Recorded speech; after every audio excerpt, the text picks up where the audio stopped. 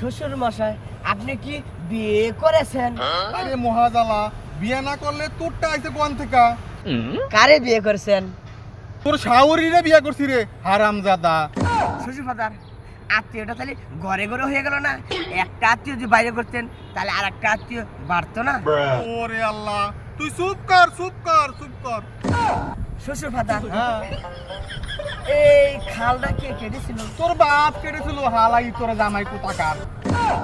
এত মাটি ফেলেছেন কোথায়? আমি খাইছিলাম রে, আমি খাইছিলাম। এত মাটি যে খাইলেন দাঁতে কিস কিস করে নাই? বালি মাটি। ওরে আল্লাহ রে, শালা ইতরে জামাই কোথাকার, এক থাবর মেরে দাঁত এক করে ফালায়া দিমু। শ্বশুর ফাদার, তাহলে আমার দাঁত ফালাইবেন, আমি শ্বশুর বাড়িতে গোস্ত খাবো কেমনে? ওরে আল্লাহ রে, আল্লাহ রে, ইতরে জামাই চুপ কর চুপ কর।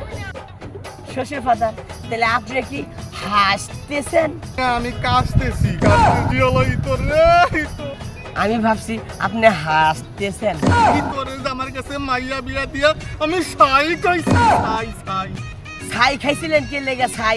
আমার কাছে করলে তো আমি চাউলি কিনে দিতাম 2 বস্তা। তোরে মাইরেই ফালামু, চুপ কর চুপ। খালি আমারই দোষ, আপনি মেয়ে যে আমার কাছে খালি টাকা চায় টাকা। সে কয় টাকা চাই?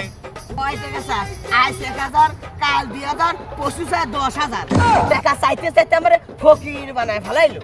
ওরে আমার মেয়ে এত টাকা দা করে ডাকি। আমি কেমনে কব আমি এত টাকা কোনোদিন দিছি নাকি? তোরে জামাইরে লয়ে করি ডাকি রে, করি কি? আল্লাহ তুমি আমারে উঠায় লয়ে যাও।